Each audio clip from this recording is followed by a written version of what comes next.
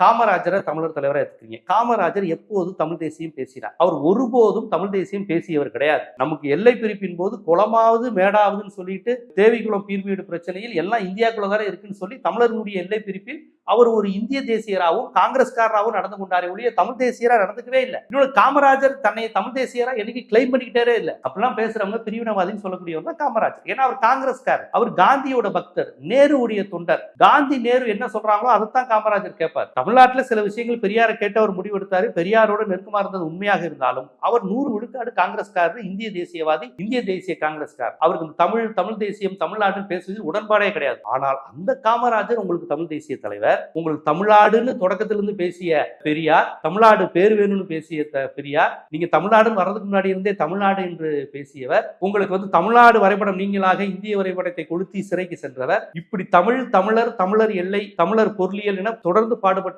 பெரியார் உங்களுக்கு எதிரி. தமிழ் தேசியத்துக்கு முற்றிலும் எதிராக இருந்த காமராஜர் இந்திய தேசிய தலைவர், அவர் உங்களுக்கு தமிழ் தேசிய தலைவர்.